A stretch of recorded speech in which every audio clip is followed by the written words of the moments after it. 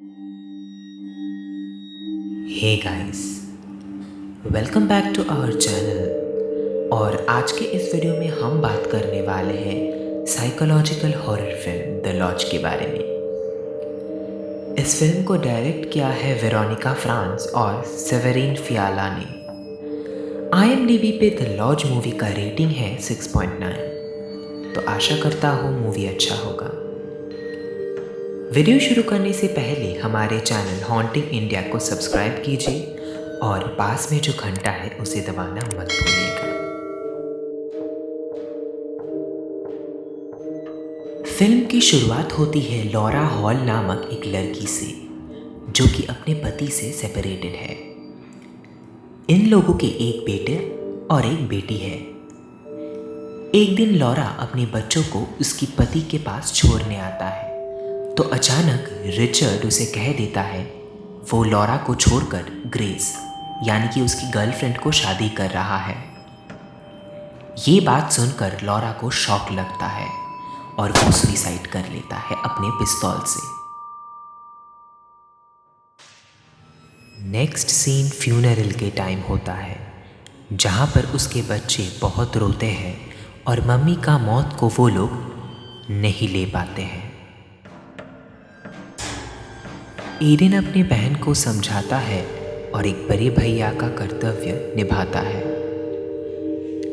इसके बाद हमें दिखाई देते हैं एक 6 मंथ्स का लीप। उसके बाद एक दिन रिचर्ड अनाउंस करता है कि वो लोग क्रिसमस मैसाचुसेट्स का लॉज में बिताने वाले हैं, ग्रेस और अपने बच्चों के साथ। दरअसल यही वो सुनसान लॉज है जहाँ पर स्टोरी का मेन प्लॉट आता है।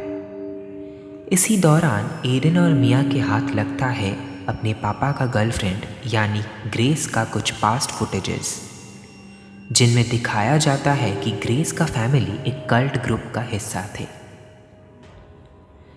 ग्रेस और उसके पिता लोगों को ईश्वर के नाम पे गुमराह करते थे।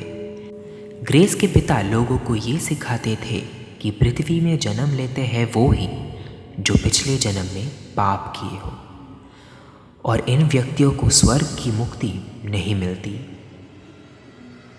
जब तक वो मर ना जाए। इसीलिए ये लोगों को डक्ट टेप में सिन लिखकर पर्पल कपड़ा चढ़ाकर सुसाइड करवाते थे। रिचुअल के मुताबिक ये लोग एक मास सुसाइड कर लेते हैं, जिनमें ग्रेस के पिता का भी मौत हो जाता है। पर हैरानी की बात यह है कि ये मास सुसाइड में ग्रेस बच जाता है। वो मौत से डरता था और इसी दौरान जब रिचर्ड ये केस स्टडी कर रहा था तभी उसे ग्रेस के साथ मुलाकात हो जाता है और उसे प्यार हो जाता है ग्रेस के साथ। लॉज में एडन और मिया ग्रेस के साथ अनफ्रेंडली वे में बिहेव करता है और उनके माँ बनने की बॉन्डिंग को इनकार कर देते हैं।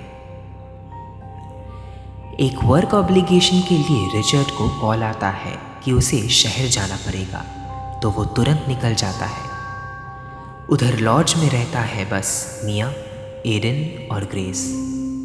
ग्रेस का अकेलापन घुल मिल जाता है कैबिन में पड़े कैथोलिक आइकोनोग्राफी से, जिससे उसे अपने पिता के बारे में बुरे सपने आते हैं। एक दिन ग्रेस शावर लेने के टाइम मिरर में देखता है कि एडन उसे देख रहा है।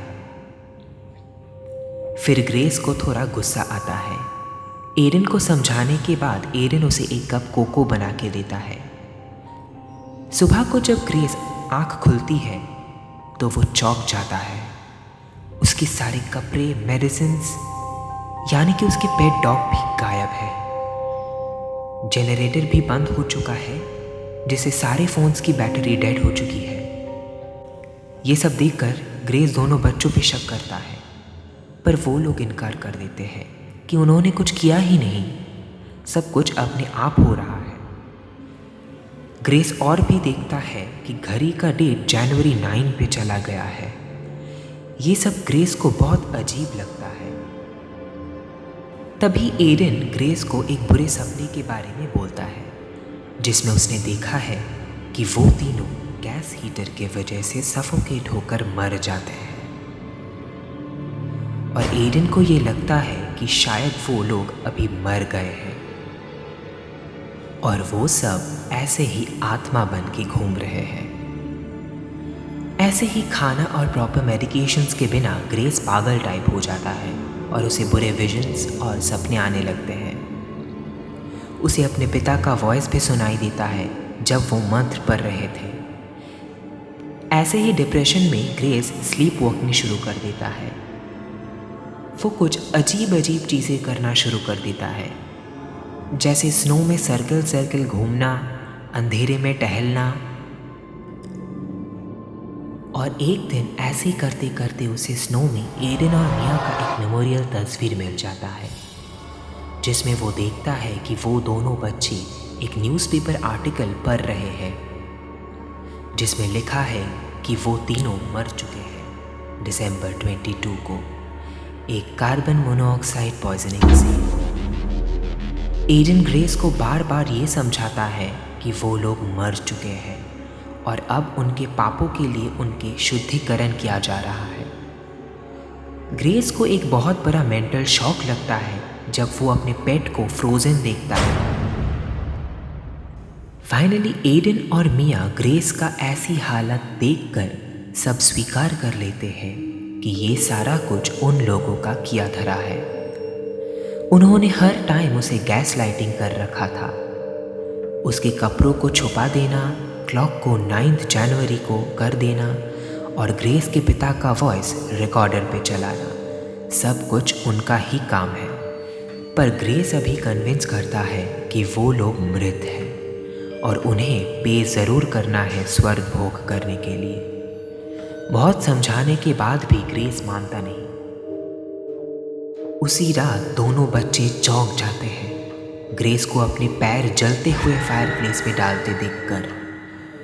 मिया वो देख के डर के भाग जाती है। वो दोनों बहुत डर जाते हैं और डर के एटिक में छुप जाते हैं।